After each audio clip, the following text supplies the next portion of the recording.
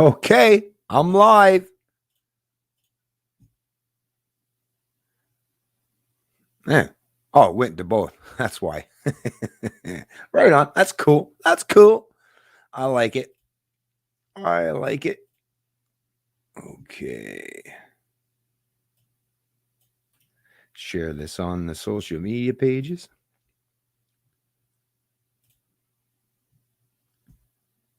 I'm live. Your live video starts in 3 minutes. No, it's actually starting now. That's weird.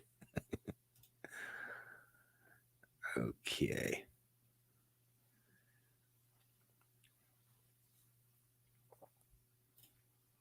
Let's throw this out to Gab. Yeah, let's throw this out to Gab. Still looking at it. I haven't yet, but I'm probably going to look into spend a couple bucks a month, a few bucks, and try this Gab TV thing, this video service from Gab. I'm going to have to check this out. Right now, this particular live stream is going out on obviously my YouTube channel, which most of you are probably going to be watching from. But I've also, this one and the last one, set up it so it's going to be live streamed on my Facebook, the Canadian Libertarian Facebook page as well. So you'll have two different options at the very least. Be able to watch this, and hopefully we'll have no quality issues. And yeah, I'm back. I actually got my internet back. I'm back. So I'll have to reach out to John and a few other people. Actually, two Johns, John Hicks and John Irwin. So John Hicks, just to let you folks know, we're going to be doing another live stream, a live stream about live streaming, right? So that's actually pretty cool. So that'll be good. And then, of course, John wanted to participate. We're going to be doing, I'm going to have to do part 2 in the series about the social contract. I didn't sign shit, did you? No, right? Of course we didn't. Of course we didn't. And try to tell me otherwise. Really, I think I know what I've done, right? No. But in addition to that, like I say, John Irwin, the Krusty Canuck, we're going to be having a chat. He's bringing me on his podcast, the Krusty Canuck. Now you can find it on a YouTube channel, and it's a podcast. So, on all those, I think Podbean, those places that you typically find your podcast, right? So you can find that as well. And like I say, the name of his program is Krusty Canuck, and we're going to be having a big old chat, big old discussion. I believe he's a former military man. Anyways, like I say, real great guy. We've been friends for a little while now, for a few years, and he's, like I say, we actually had a conversation in the past. Actually, if you want to, even on my YouTube channel now, if you want to go back just to get to know, who's this guy? Who's this John Irwin guy? Who's Krusty Canuck? Right? Well, go ahead. If you just type in Krusty Canuck or John Irwin, IRWIN, you'll find my interview that I had with him. And it's been a while. I think it was during the whole PPC run up and the whole election, right? But yeah, we've already chatted in the past. But he came on my channel. This time I'm going on his podcast, and like I say, I'm looking forward to that. And of course, there's all kind of other things that I've kind of got lined up, but I had to put on the old back burner because my internet, right? Hashtag ExploreNet sucks, by the way. But I guess at the very least, the subcontractor, right?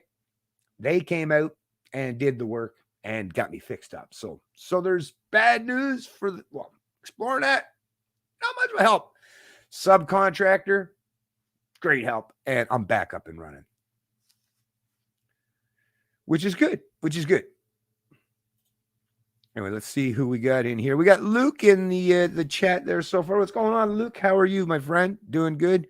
You froze on me. I froze already? Dang, I shouldn't be freezing already. Darn it. I hope not, anyways. We don't want to get into those kind of issues this early. Anyways, I was kind of going to wait for a few people to stream in here. But hey, if they're going to be late to the party, you're going to miss out on all the fun. It's not my problem. Or maybe they should have been a little bit quicker to the stream. No, I'm just kidding. But yeah, check this out, folks. I found this to be actually pretty cool. I'm sure a few of you have probably seen this already. Just clearing up a bunch of stuff so it's not so cluttered here.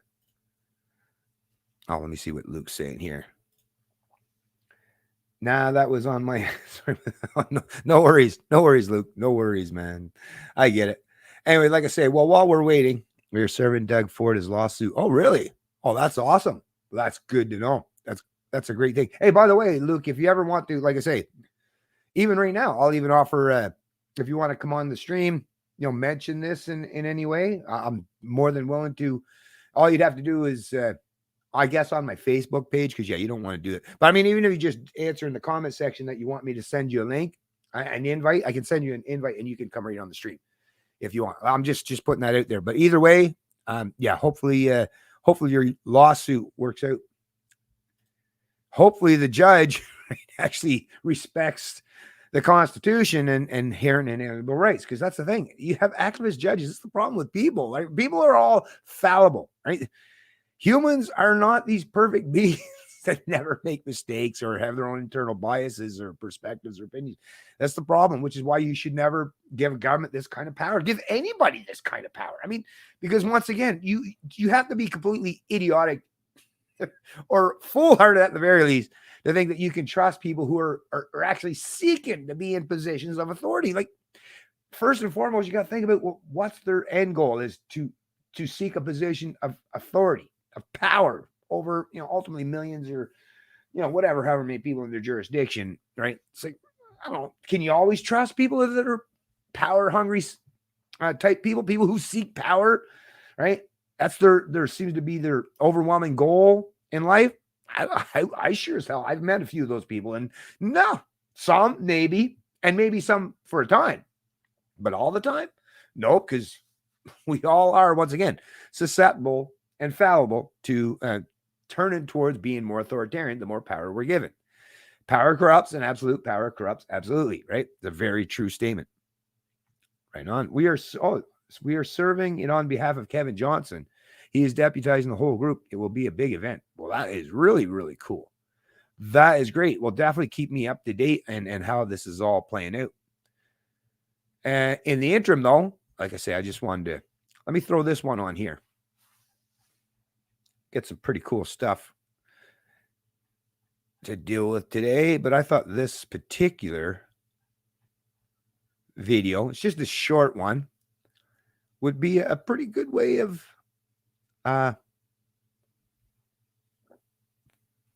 starting the show out, starting this live stream off. Make sure we unmute it. I put it in full screen. No, if I put it in full screen now, so I got to do this first. Okay, let me bring this up. Yeah, there's an actually really cool new feature now on StreamYards. Now, not only can I just share my screen, I can actually share video files, individual, independent video files, right? So that's pretty cool. StreamYards keeps rolling out new features all the time, and I got to say, I'm liking it, really liking it. Thanks to you fine folks at StreamYards for offering this great service for people like myself. Okay, where are we at? Here we go. Okay, so let's throw this on. Like I said, I'm not sure if you folks have seen this already. I did. I thought it was great. So, of course, I wanted to share it with you fine folks as well.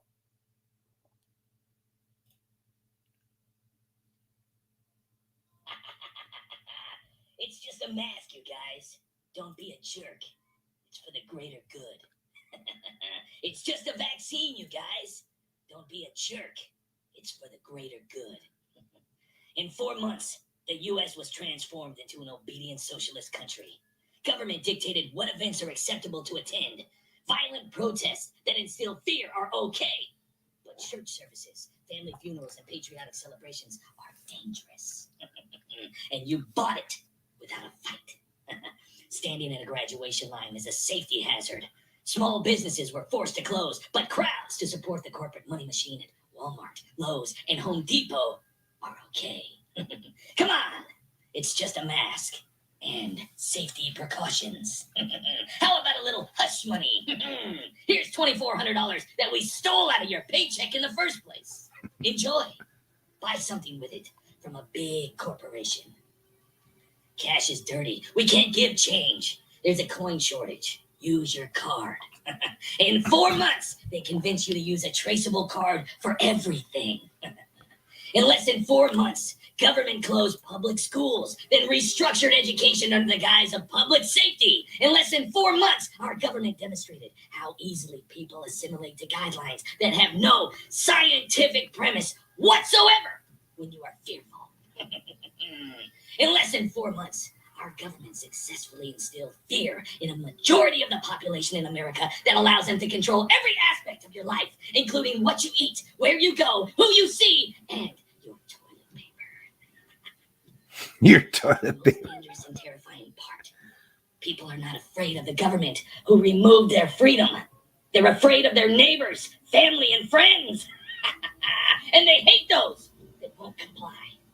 It's absolutely terrifying to me that so many people don't question authority. They are willing to surrender their critical thinking skills and independence. They just gave up without thinking, without a fight. Do you know what's coming next? It's just a vaccine. Come on, it's for the greater good. Wait until you're told that you can't enter any store or business without proof of the COVID-19 vaccine. Wait until you can't go to public events or get on a plane without proof of receiving a vaccine. Don't think it's possible? Well, you already allowed the government to say when you can go outside, where you're allowed to go, and accepted a new unproven digital education for your kids in the last 100 days. You followed blindly because you were told to do so. You're kidding yourself. The mass behavior won't be repeated with a vaccine or whatever the next step is. I don't follow politics. I don't care about that stuff. I don't think about it. 6 million Jewish people were exterminated in Germany because 97% of the population cowered to populist control. Nobody wanted to think about it. It's easier just to ignore it. But that couldn't happen here in America, right? They got you without a thought, without a fight. Just like France, just like Russia, just like China. Welcome, comrade.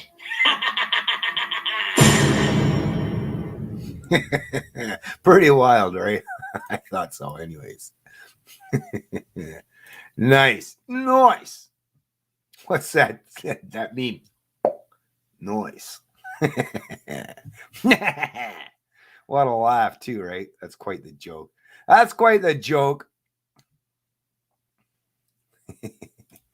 Heath Ledger has returned as a libertarian prophet. Right on that. You gotta like it. Right on. You gotta like that idea, don't you, Luke? Right? That's pretty cool. That is cool. I thought that was pretty good. And of course, another thing too, actually, before I continue on, why not just throw this stuff on? Because like I say, I've got a few things that I wanted to cover, and then I'll get to the Ron Paul article from the Ron Paul Institute. And if you haven't already, sign up.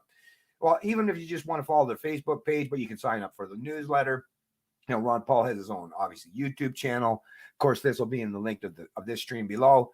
And I mean, obviously, I mad respect for the doc, right?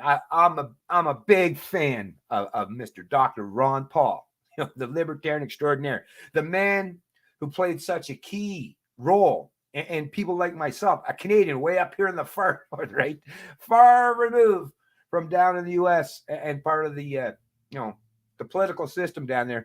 But when I watched that man during his run, for president of the United States during 2008, 2012, and the things he said, man, I got to tell you, it hit me all right here. It's like, damn, this is a guy that's saying stuff that I haven't heard anyone, not one politician have I ever heard say these things, and it just resonated. This is a man that was standing firm on his convictions and his principles and saying liberty is what's important. Screw all the political correctness. Screw all the, collective group thing. It's like, no, it's the individual. And just like Ayn Rand said many years ago, the individual, if you truly care about freedom or protecting minorities, well, the individual is the smallest minority on the planet. So the individual rights and liberties is it's the only thing we have as a species, right? To not just protect and secure, but to maintain as a means to remain at least free against because there are people who want to economically and socially enslave us. We all know this. But the only thing that we have at our disposal are these very fundamental freedoms and liberties. And even more importantly, is the resolve and the willingness to stand in defense for these liberties and against anyone who's trying or attempting to take them away. And Ron Paul has carried that flame, that torch, for decade after decade after decade in life. And hopefully people like myself and many others will pick up that torch, and I'll carry that and maybe even burn it a little bit brighter if I get the opportunity. Like I said, mad respect for Ron Paul. for all that he has done and continues to do.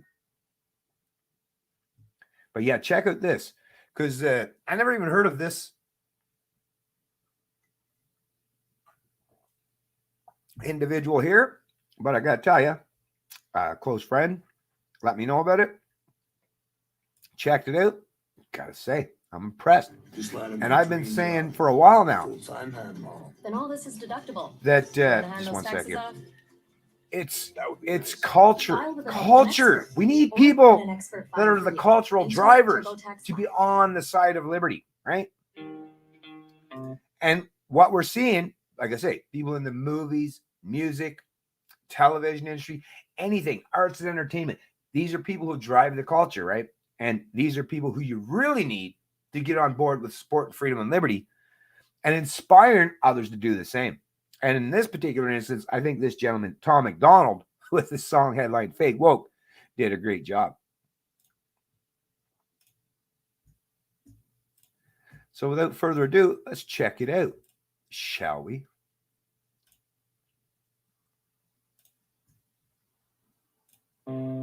I think it's crazy I'm the one who they labeled as controversial, and Cardi B is the role model for 12-year-old girls. There's rappers pushing Xanax at the top of the billboard, but if I mention race in a song, I'm scared I'll get killed for it. It's backwards, it's getting exponentially dumb. It's more difficult to get a job than purchase a gun. Eminem used to gay bash and murder his mom, and now he doesn't want fans if they voted for Trump. We're ashamed to be American. You should probably love it, because you have the right to hate it and not get stoned to death in public. As children, we were taught how to walk and talk, but the system wants adults to sit down and shut up. Cancel culture runs the world now, the planet went crazy. Labeled everything we say as homophobic or racist. If you're white, then you're privileged, guilty by association. All our childhood heroes got Me Too'd or they're rapists. They never freed the slaves. They realized that they don't need the chains. They gave us tiny screens, we think we free because we can't see the cage. They knew that race war would be the game they need to play. For people to big teams, they used the media to feed the flame. They so fake woke. Facts don't care about feelings. They know they won't tell me what to believe in. They so fake woke. Same old, same songs. They so fake woke. Facts don't care about your feelings. It's crazy how these people screaming facts, but they fake woke. Hate their neighbor because he wears a mask or he stays home. Has a daughter, but his favorite artist said he slays hoes. Picks her up from school, music slaps on the way home. Censorship's an issue because they choose what they erase. There's a difference between hate speech and speech that you hate.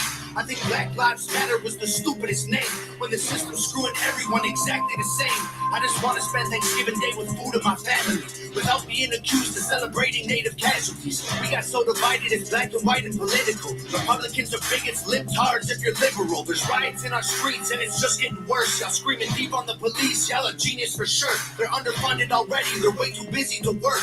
Order food and call the cops, see what reaches you first.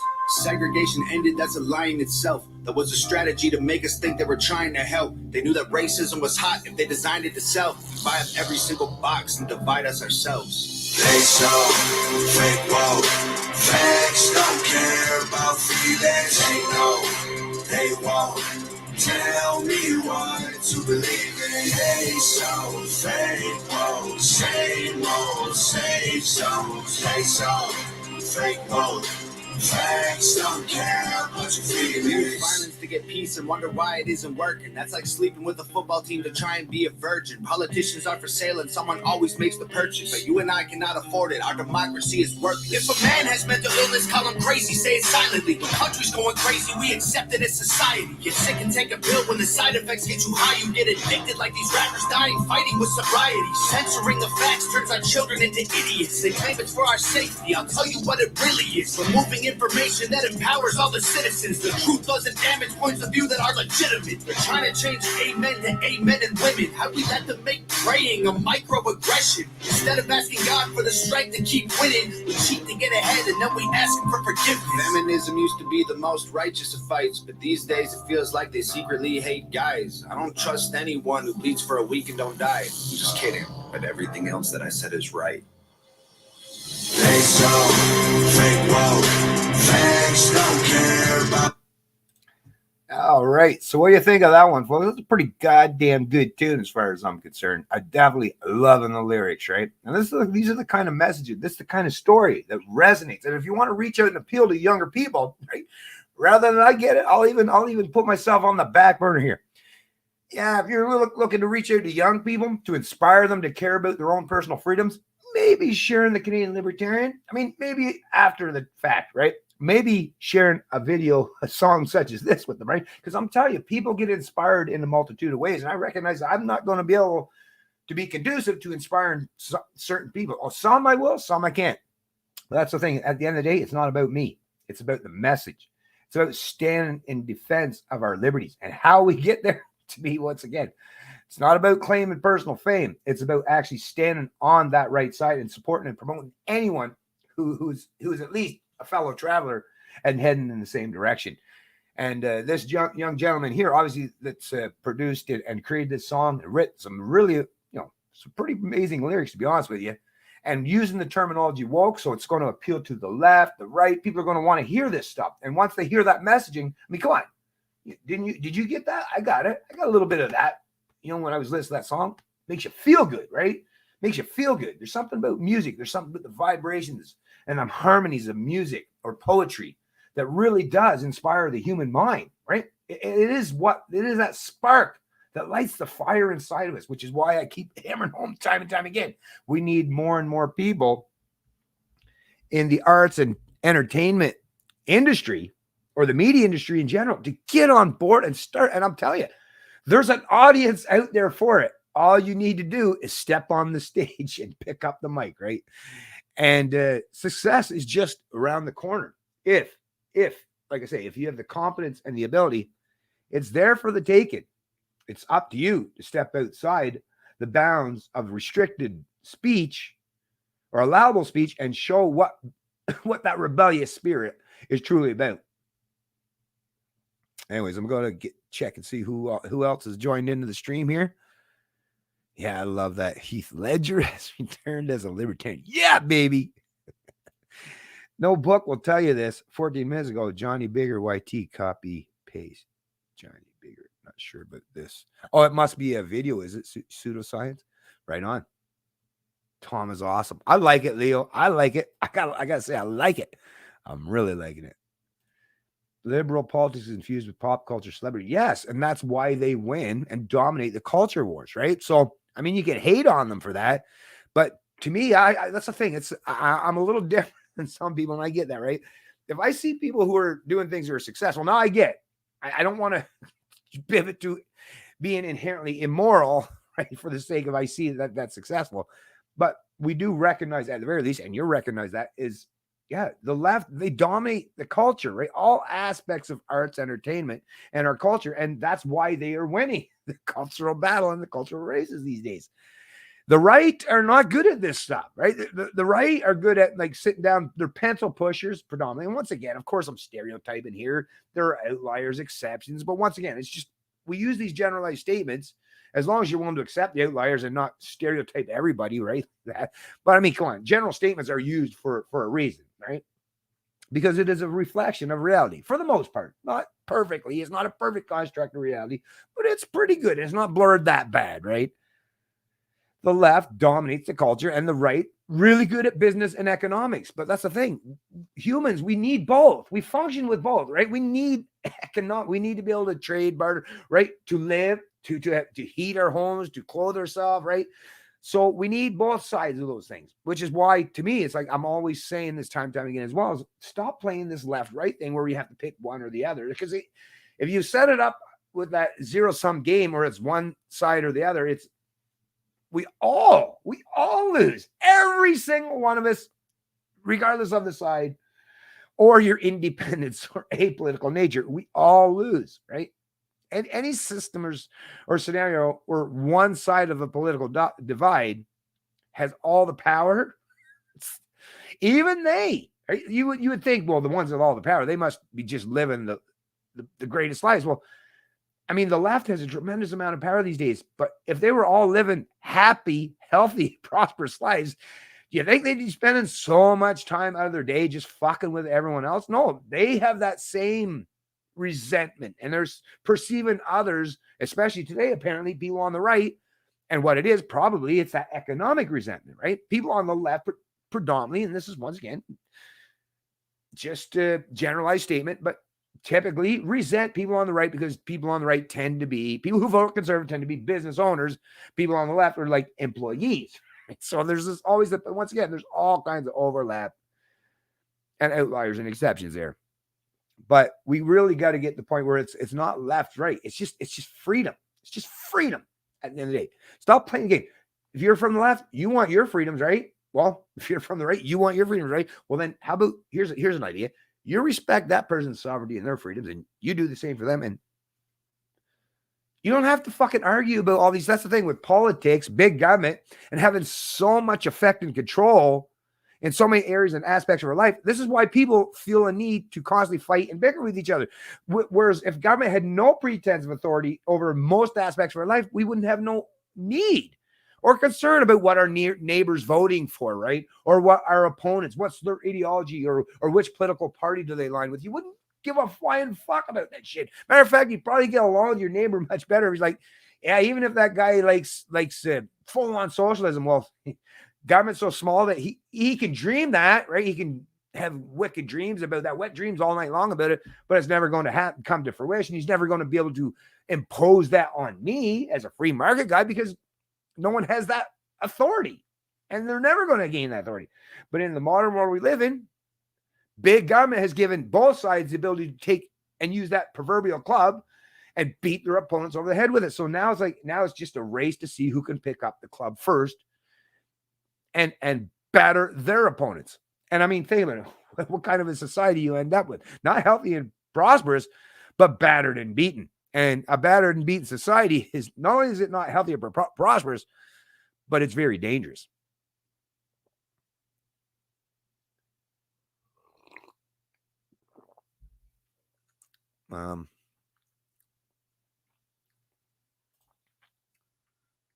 Finally, someone in the entertainment industry who I'm with you. I'm right there with you, Luke.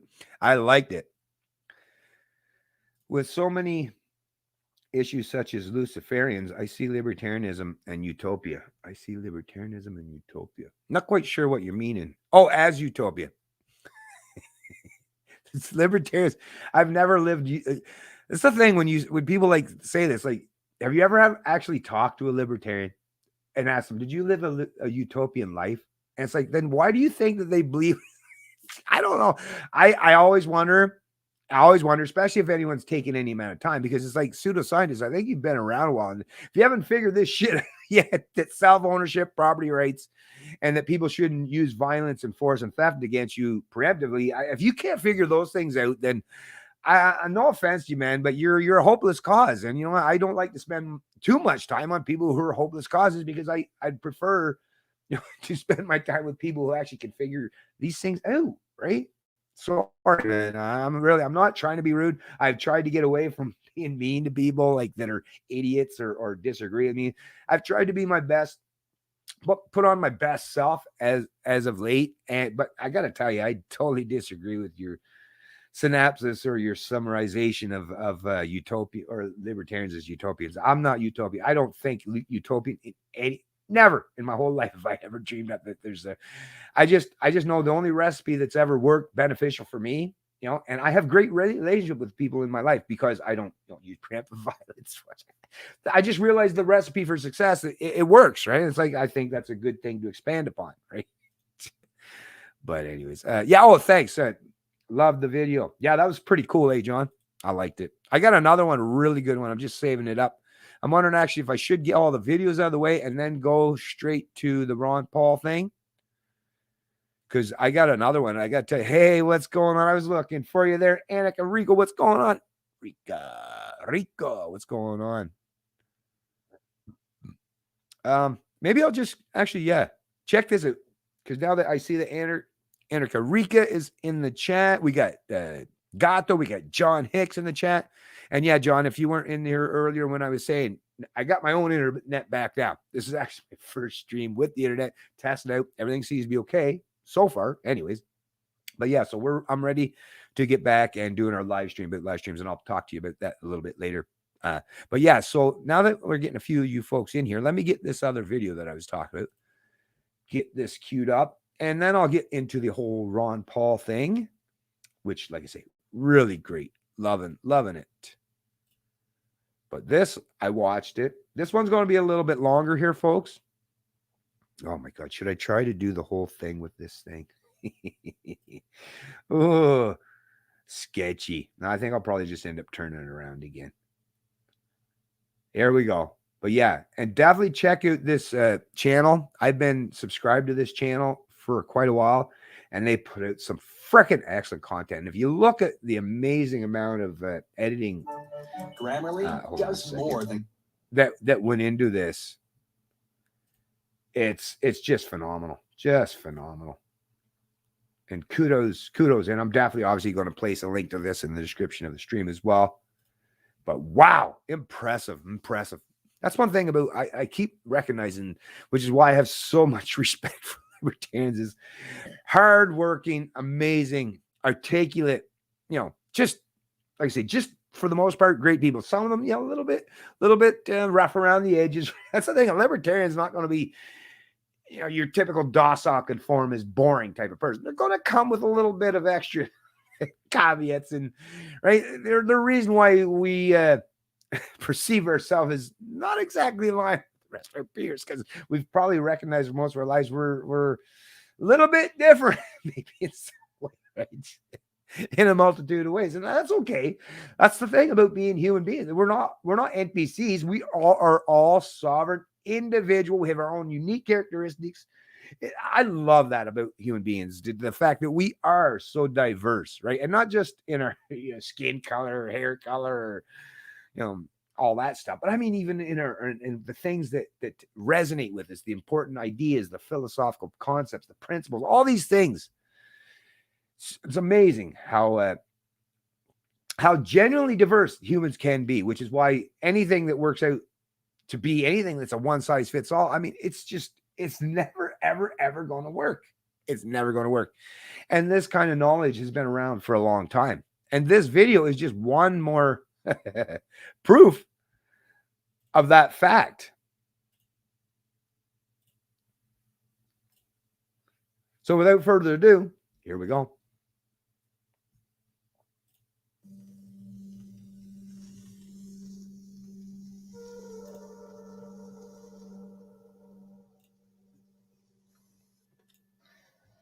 Today, we are faced, I think, with the approach of what may be called the ultimate revolution, the final revolution, where a man can act directly on the mind body of his fellows.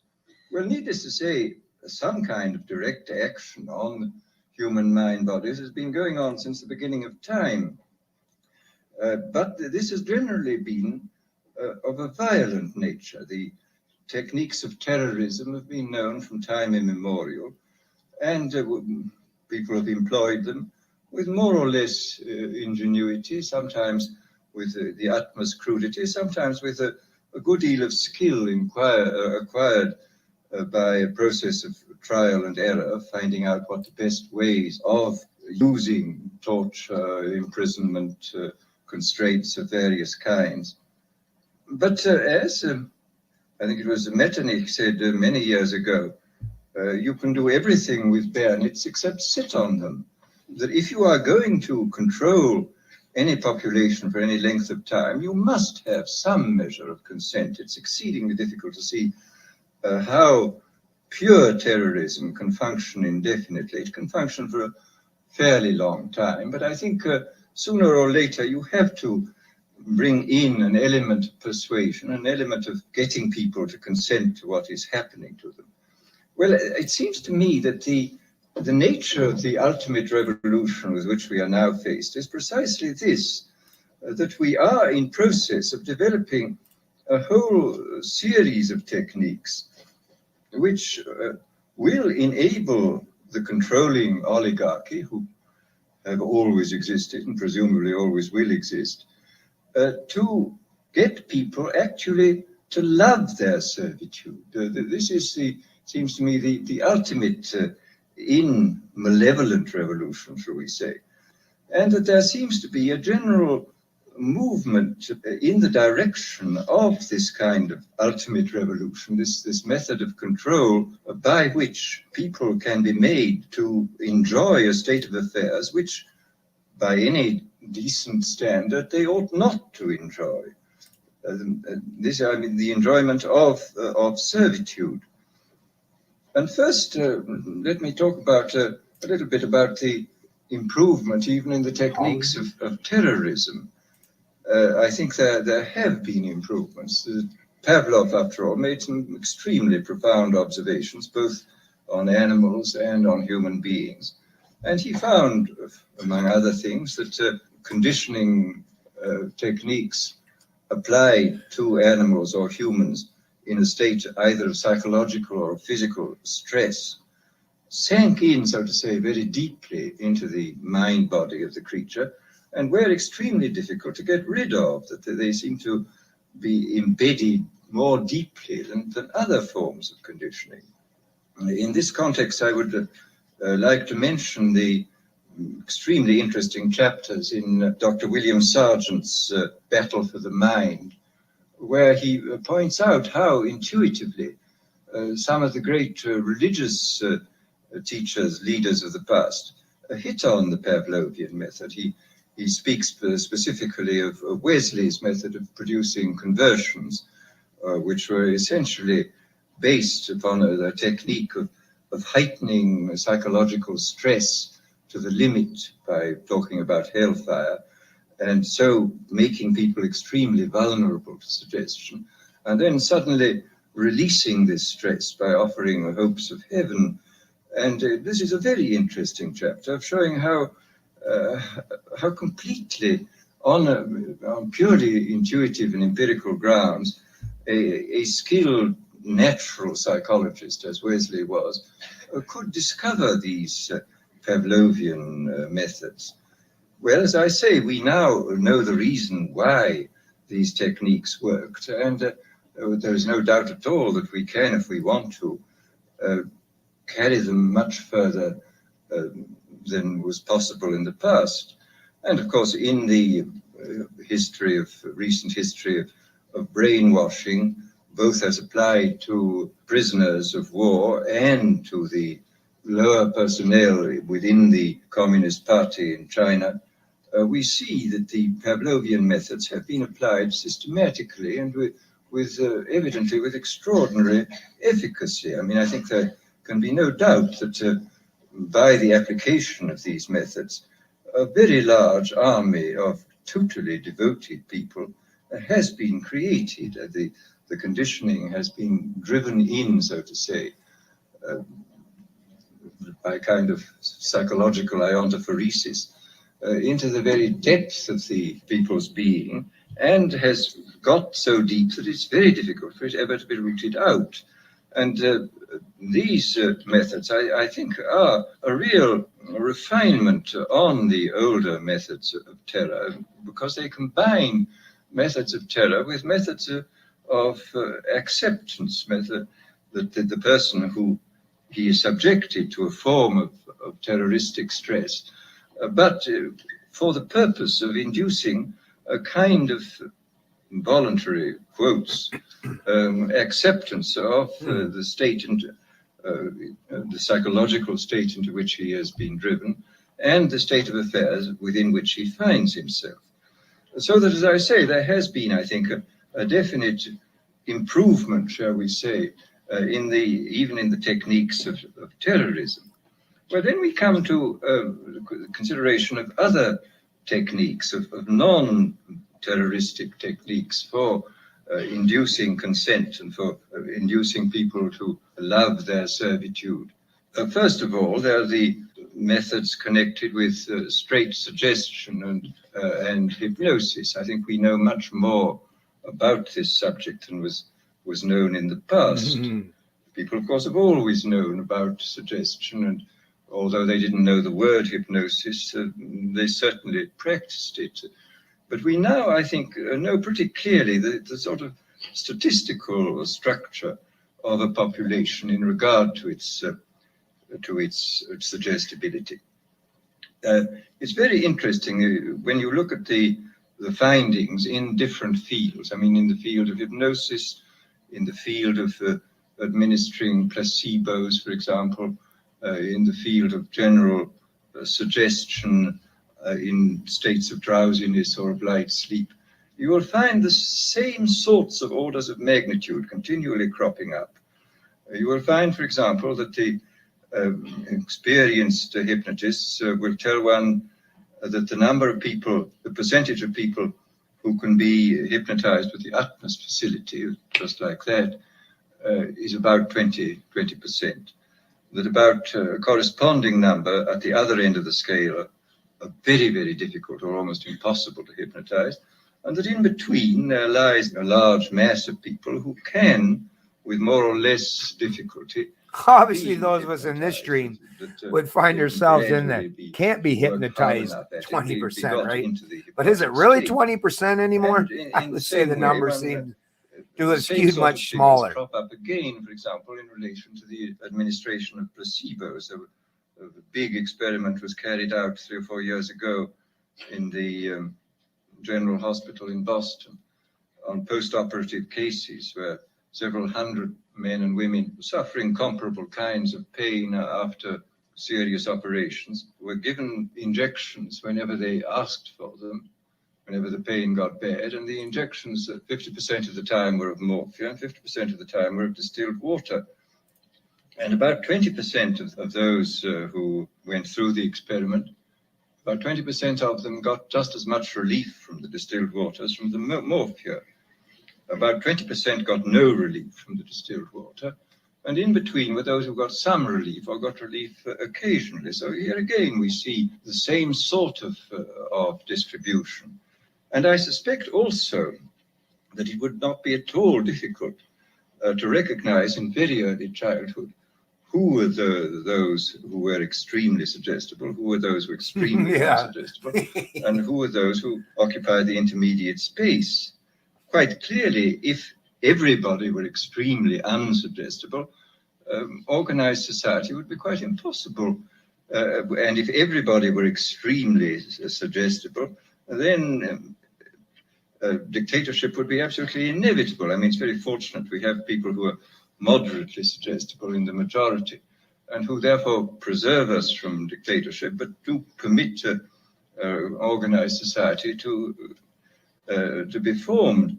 But once given the fact that there are these 20% of highly suggestible people, it becomes quite clear that this is a matter of enormous political importance. For example, any demagogue who is able to get hold of a large number of these 20% of suggestible people and to organize them is really in a position to overthrow any government in any country. And I mean, I think this... after all, we've had the most incredible example in recent years of what can be done by efficient methods of suggestion and persuasion in the form of Hitler. Anybody who's read, for example, Bullock's Life of Hitler comes forth from this with a sort of horrified admiration for this infernal genius who really understood human weaknesses, I think, almost better than anybody, and who exploited them with all the resources then available. I mean, he knew everything. I mean, for example, he knew intuitively this Pavlovian truth that conditioning installed in a state of stress or fatigue it goes much deeper than conditioning installed at other times. This was why all his big speeches were organized at night. He speaks of this quite frankly, of course, in Mein Kampf. He says this was done solely because people are tired at night and therefore are much less capable of resisting persuasion than they would be during the day. And we see in all his techniques, he was using, he had discovered intuitively and by trial and error, great many of the weaknesses which we now know about on in a sort of scientific way, I think much more clearly than he does, than he did. But the fact remains that this differential suggestibility, this susceptibility to hypnosis, I do think is something which has to be considered very carefully in relation to any kind of thought about democratic government. I mean, if there are 20% of the people who can really be suggested into believing almost anything, as evidently they can be, then we have to take. Yeah, you don't have to go. It's all good, man. It's all good. We're just talking, right? Rise of demagogues who will drive them on into extreme positions and then organize them into very, very dangerous armies, private armies, which may overthrow the government. Well, this, as I say, is in this field of pure persuasion. I think we do know much more than we did in the past, and obviously we now have mechanisms for multiplying the demagogue's voice and image in a quite hallucinatory way. I mean, the television and the radio. Hitler was making enormous use of the radio. He could speak to millions of people simultaneously. I mean, this alone, of course, creates an enormous gulf between the modern and the ancient demagogue. And the ancient demagogue could only appeal to as many people as his voice could reach by the yelling at his utmost. But the modern demagogue can touch literally millions at a time. And of course, with the multiplication of his image, he can produce this kind of hallucinatory effect, which is of enormous hypnotic and suggestive importance.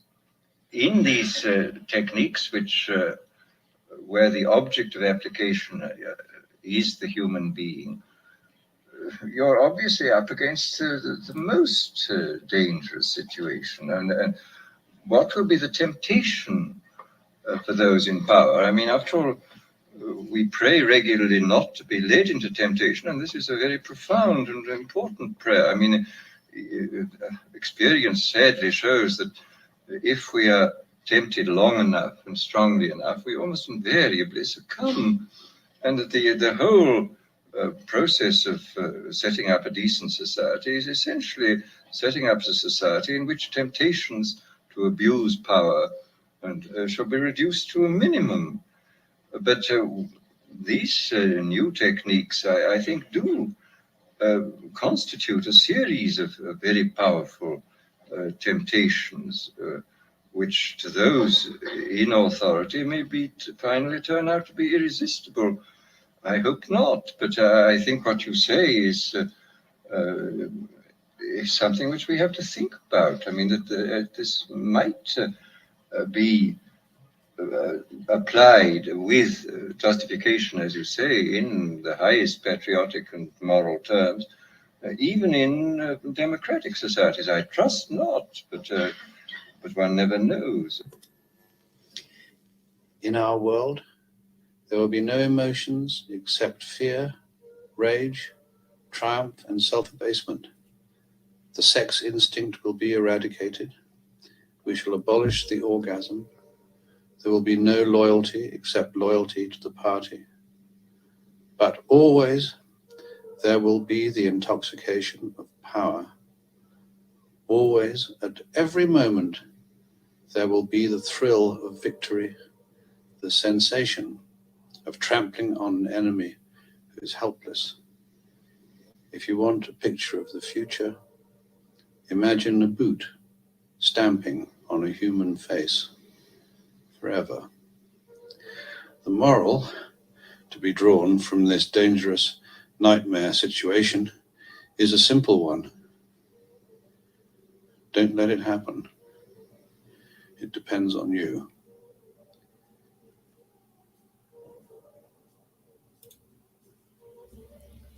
So that's pretty much ties up that one, folks. And like I said, that was another great one. Once again, I hope that the two contributors, or actually three, I guess, who produce these videos, hopefully they don't end up with any issues in terms of copyright. I'm always, not like I'm trying to claim it to be mine. I'm always going to attribute right? So hopefully I don't have any issues for playing these videos, but I do find it a little bit odd. I thought there was these things were quite engaging and inspiring, but apparently this is the area where once again I find myself in, even in the realm of liberty lovers, is even I here apparently don't fit in with the crowd, right? Because I seen actually the whole time I was playing that thing, the viewers, they just kept dropping off. I think I lost like at least 10 people on the YouTube side of things and a couple on the Facebook. So I don't know. Like I say, I don't know at this point in time, when you're just showing stuff to inspire people about freedom. I mean, come on, George Orwell and Adolf Huxley. I mean, if those people don't resonate with you and the stories that they told, like Brave New World in 1984 or Animal Farm, if none of that stuff resonates you, or it turns you off to the point where it's like, I don't want to listen to, well, first of all, why are you coming to a fucking libertarian channel in the first place? Because I hate this constant up and down. I wish people would just, first of all, learn what a fucking libertarian is, and then just stop, because you people are actually, you fucksticks that keep coming here to, and you watch 2 seconds of a video, or like, these are the kind of people that keep fucking the algorithms up so that I can never get my shit out there. It's like, just stay in your own lame ass echo chamber, for fuck's sakes. I don't know. Anyways, back to the whole reason why I actually wanted to do this video. But it's like every time I fucking do, is this on purpose? That every time I try to do a live stream, are they just constantly trying to make it so that, fuck, you can't think about things too deeply, Bennett. Otherwise, you just go nuts. Anyways, so no, actually, and no, you didn't have to leave the stream, pseudoscientist. This is obviously another issue. You come and you say things that are fucking, as far as I'm concerned, they're stupid as fuck, because you're basically saying that freedom is a stupid idea. Humans not being slaves or serfs is a stupid idea, or utopia in some way. Like, whatever, man. Like, to me, it's like, it has nothing to do with what, I don't hate on you, but I don't know what the fuck are you coming here for? What's your contribution? Like, how are you think? I got all kinds of lefty dipshits out there, or even right-winger conservatives, like serious conservatives, that fucking spend their every day, any chance they get to interact with me, trying to bring me down. It's like, then if you're with them, then just go, like I say, just nothing against you, man. Just go be with your peeps. That's all I'm saying. Go be with your fucking peeps. Because I gotta say, it does piss me off when you come people that just want, the kind of people that just want to shit on your chessboard all the time. It's like, listen, if you don't want to play chess with me, fuck, I don't fucking care. But you're going to sit down and fucking play chess with me, or you're going to watch my video. Okay. All right? If you care about anything, that's just like, just don't bring that kind of negativity to things. I don't know. To me, it's just always so mindlessly fucked up. And then they get all butthurt. Oh, I shouldn't have to be here. It's like, well, no, just stop fucking saying that freedom is not worth fighting for. At the very least, let me just say this to you right now, okay? Pseudo.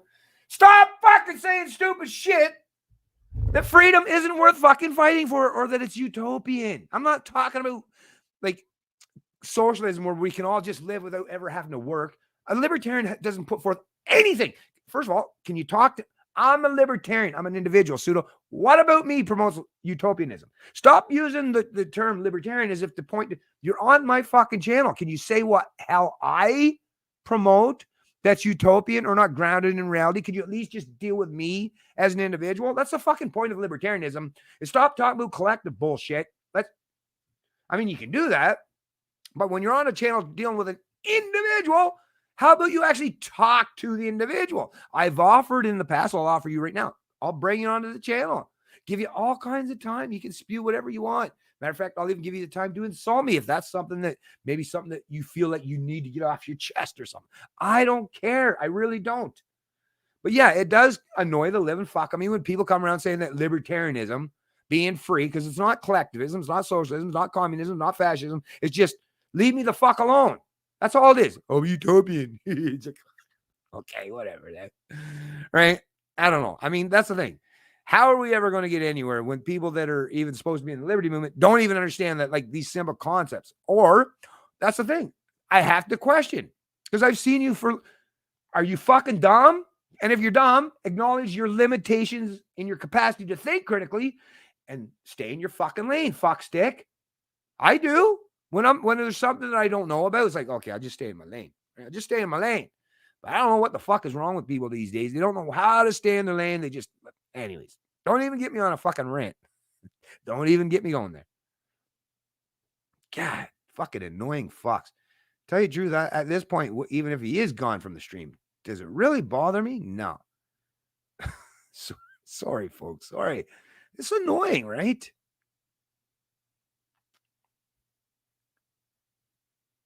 Okay, so let's get to the whole Ron Paul thing, because yeah, there's always some fucking dipshit that's always got to come in the stream and start to play stupid fucking games. And yeah, I get sick of it. You're damn right I get sick of it. But so let me bring this up, because then nobody wants to watch my screen when my stream when I'm pissed. Do they do it on purpose? I don't fucking know. I really don't know. Sometimes you got to wonder though, right? I do. Fuck the fucking fuckers. Yeah, fuck the fucking. I'm kind of with you there, but it really does piss me off, because like, fuck. What the fuck are you here for? That's my question. That's the question that I just keep thinking about all the time. Why are you here? Fuck. You know what? You know how much time I spend going to bother people that I disagree with? None. I mean, if they're on my channel, yeah, fuck. If you come in my house, or you come step in my space, yeah, I'll fucking right here. But am I stepping outside of my own fucking space or my own place to go fuck with people just for the sake of fucking with them? No, I never do that. I don't have this compulsion. It's weird when people fucking, like I say, if you're an authoritarian or if you think libertarianism is just utopia, then just don't, maybe you shouldn't fucking go around all the time fucking with libertarians. Just avoid. You do your thing. Like, to me, it's like, I don't understand. You don't have to be a libertarian. And the beautiful thing about a libertarian like myself is you can be your fucking dumb ass and I still ain't going to fuck with you as long as you leave me the fucking hell alone. That's it. What's fucking wrong with these fucking people? Pestering, yeah, you're right. And Enrica, they are fucking pestering, annoying motherfuckers, man. Fuck. Good thing they fucking do it online, not in front of my face, because they'd get the fucking shock of their lifetime when they seen my fucking eyes. Because when I get pissed about stuff like this, I really get fucking pissed off, and you can see it.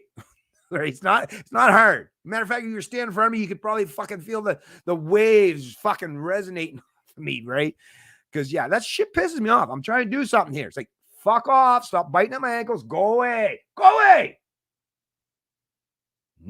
ankle nipping motherfucker. Anyway, so yeah, Ron Paul. Yeah. Gotta love the man.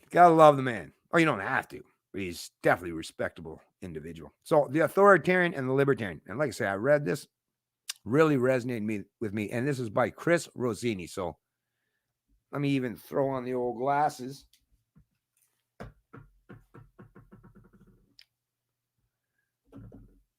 The authoritarian sees the world, and especially the other people in it, as something that he has to order, organize, and fix. The world is a big mechanical machine, and the people in it are just a bunch of parts that are not in the right places. The authoritarian sees himself as being outside of this machine that he has imagined. He's the engineer. While other people are misplaced parts, he's not a part at all. He's advanced, special, gifted, and even chosen to do the engineering job that he's assigned to himself. He shall place everyone.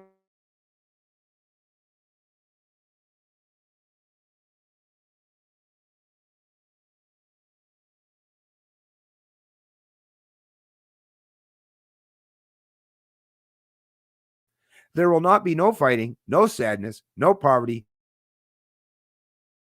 That sounds fucking utopianism, right? This is the thing. Maybe if the pseudo stuck around long enough, right, to actually listen to this, because it's not just me.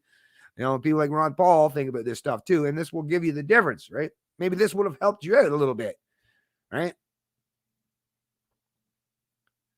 If the authoritarian actually thought things through, one thing that he never does, he'd quickly realize that in his vision, there would be no humanity. At most, his vision can be acted out on a Hollywood movie screen. It can never be an actual reality. So once again, sounds very down to earth. Libertarianism sounds very grounded in reasons, facts, and the real fucking world. Not utopian, not dystopian, and not fictional or just a wet dream, right? No. It's just an acknowledgement of reality, understanding human incentives and the fallibility of humans, and just giving people the ability, the competence, and the knowledge that you have to be a free human being and you have to defend yourself against people who are trying to destroy those freedoms. Real simple stuff. Nothing utopian about it. In reality, human beings are not homogeneous mechanical robots. In reality, there are 7+ billion exquisitely unique individuals. There are no carbon copies. We are not interchangeable parts. None of us are. You'll never be me. I'll never be you. It's never going to happen. That's utopian or dystopian thinking, to think that we're ever going to become all equal in every way. That's utopian. We're all not parts at all, and there is no mechanical machine. Now let us consider the mentality of the libertarian. So once again, this is a libertarian. Unlike an authoritarian, recognizes reality for what it is. This is the person who realized that there are 7+ billion individual engineers who build their own life experiences. The libertarian realizes that he's the engineer of his own life, and that is all. That's all. Pseudo. The libertarian realized that the only person that he has the power to fix or advance or improve is himself, or herself, I would say. He has absolutely no power to remake anyone else. The moment that he goes on an imperial mission to remake others, he not only causes disaster for others, but also causes disaster for himself. The libertarian relies on others tremendously. He wouldn't live very long without them, but he deals with others peacefully and voluntarily. Unlike the authoritarian, has no dictates to impose on them. Relationships with others are consensual. Ooh, so utopian, right? The life of peace and voluntarism is unacceptable to the authoritarian. The authoritarian can't imagine letting other people be who they are. He will tell them who they are. The authoritarian wants to send out a one-size-fits-all order, and all the human parts obey and fall into place. When the order produces disaster, as it must, the authoritarian doubles down and issues another order, this one even harsher.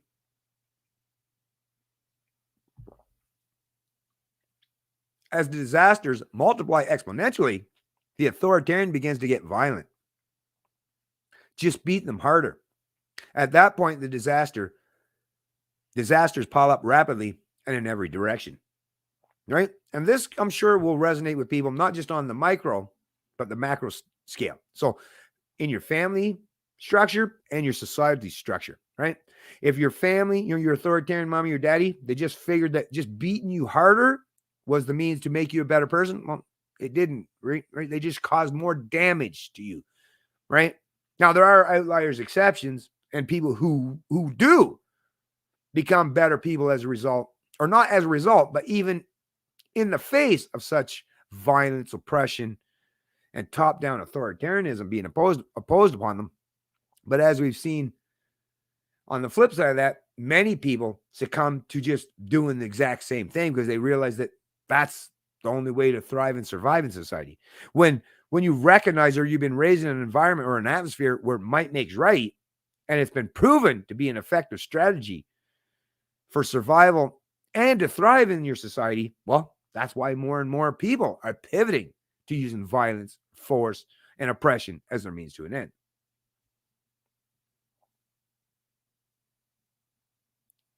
This continues until the abused people can take no more, right? So just like your child, your spouse, a friend, a lover, whoever it is, you keep abusing people long enough, and eventually, Either they completely succumb and take their lives, or they grow a set, gain some courage, and retaliate.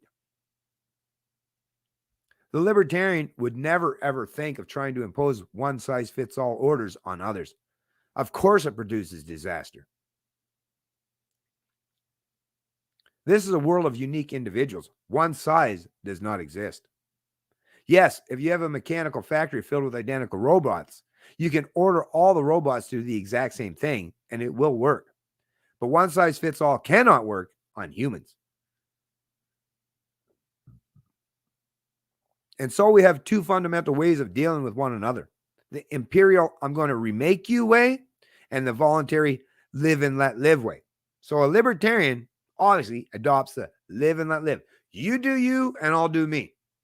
Oh, so utopian, right?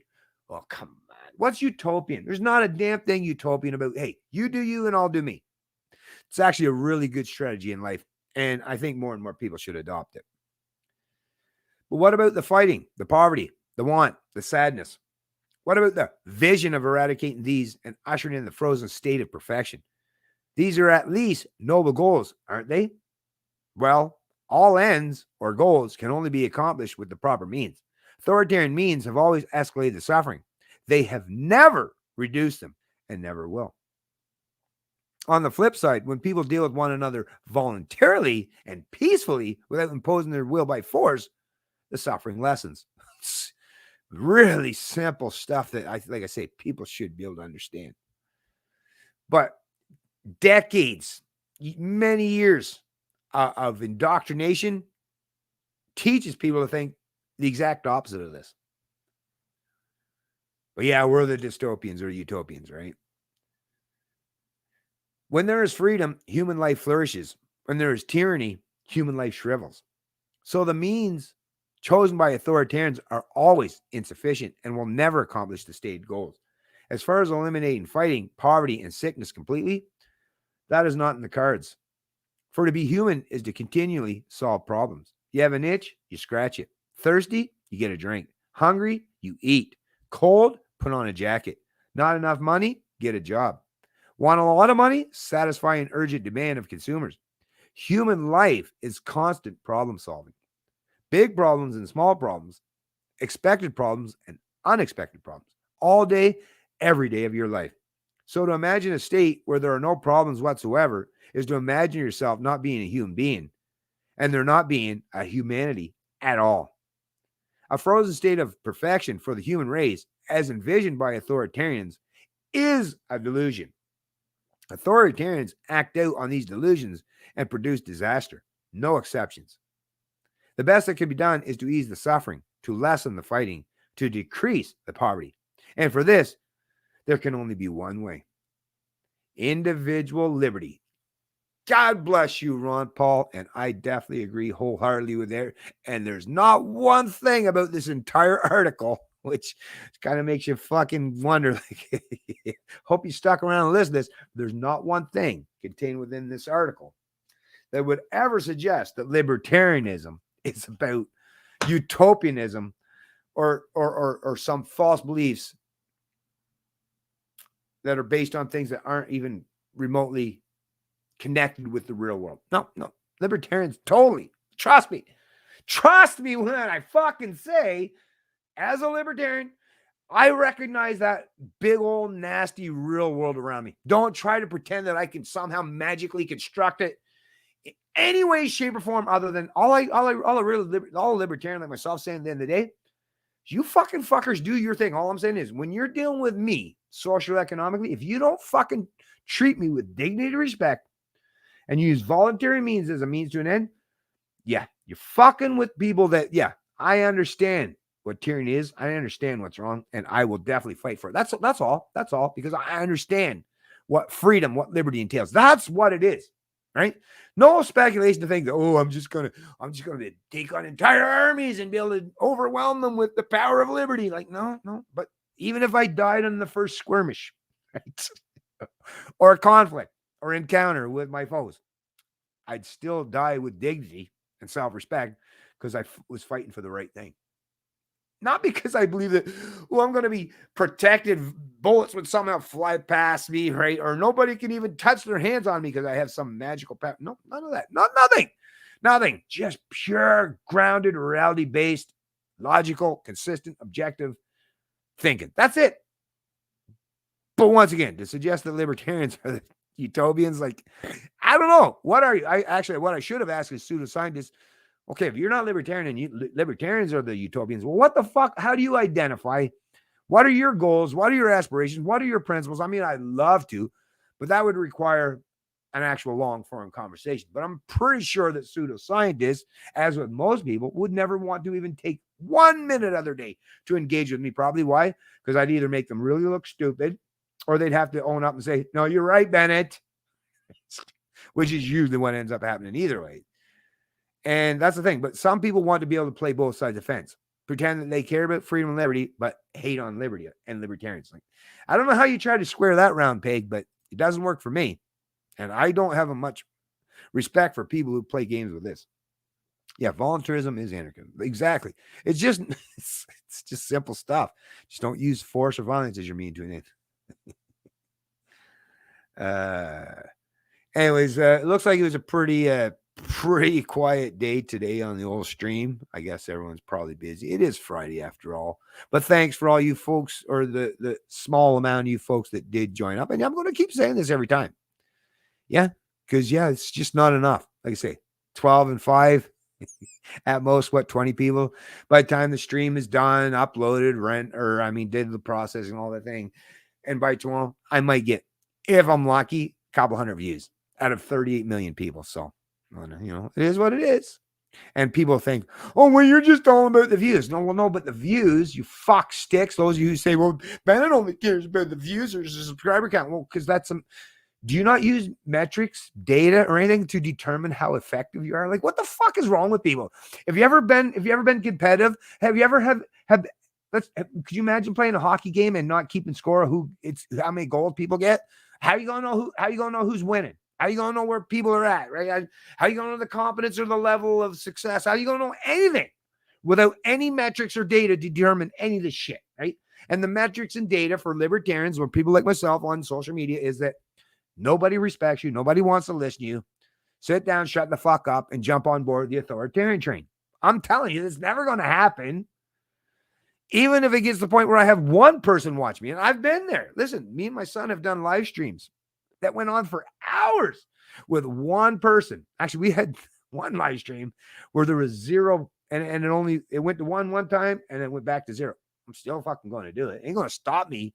That's the thing. It's like, the manipulators, I get how it will work. Manipulating people and the algorithms and causing people to question their own insanity, their own morality, I get it, but you're not going to be able to do that with me. So keep playing these games. Enjoy them while they last. In the interim, how's your life going? I'm doing okay, to be honest with you. I mean, sure, you get a few people that'll piss you off, but I could stop doing streams tomorrow and I can eliminate all that aggravation entirely and just deal with people in my own personal life. And matter of fact, I'd be doing just great. But I do what I do. I put up with shit. And even people that constantly want to poke and fucking try to drag you down or hang off your coattails or demean you in way or insult you, I still do it. Why? Because I am you folks know this. You better understand that there's nothing inside of me that has I'm just going to give up or quit. I don't have that in me. I don't know. Somebody must have removed that. If there's a default switch in the human beings, somebody removed it. Maybe it was when I had my heart surgery when I was 14. I don't know. But somehow I just don't have that within me. I don't have it. I don't have any quit. I don't have any giving up. I don't have it no matter what you do. So I don't know why people even continue to try, because the definition of insanity, are you fucking insane? Because like I said, I've been doing this shit for 10 plus years and you haven't prevented me, stopped me, or deterred me in any way. I've gone through peaks and valleys, but I'm still here. 10 years later, if you think if you don't realize that you can't deter me to the point where I'll just shut up entirely. If you don't realize this now, then you're dumb as fuck. You're the dumbest person on the planet, and which is why I win, you lose. Because, dummies aren't going to fucking kick my ass So not happening. As I never placed myself in a position because I'm obviously much wiser than them. Anyways, I'm going to tie the stream up, folks, because didn't look like it. I was actually expecting it to be a good one today, but that probably explains why it's not going to be. But anyways, thanks for you folks that did join the stream, and thank you, Rika. Thank you, Michael Griffin. Yeah, I like Ron too. Ron is a great guide for all. Yeah, thank you, Michael. Thank you once again, Anarcha, dude. Your shadow ban, no point in swaying the views. I know. You're right about that, Anarcha. I get it. But then I'm not even seeing it on the alternative platforms either, though. So I don't know. Like I say, anyways, don't even worry about that. Don't even worry about that. It is what it is. I'm going to keep doing the thing. Thanks. Thank you very much, Leo Young. Anyways, like I say, have a great day, and you too. Have a good day, Bennett. Thanks for the stream. My pleasure. Thanks for all you folks that did join the stream. Hey, at the very least, and like I'll tell you again, if you want to download a portion of this, re-upload even just the portion where you just had a couple of those videos I was sharing, or actually just go find those videos and reshare them with other people. Because yeah, it doesn't even matter if it's for me. Just share these videos, share that song, share the other two videos that I covered. Like these are the things that I know maybe some people here that doesn't inspire them, apparently, because it actually caused me to have less viewers. So apparently that kind of stuff, those videos didn't inspire these people, but maybe there are people in your life that these videos will inspire. And like I say, definitely take the time in your day and share them, because it did for me. And maybe they might resonate with other people that you know as well. So anyways, have yourself a great day, folks. We'll see you in the next stream. It's Canadian Libertarian, and I love liberty.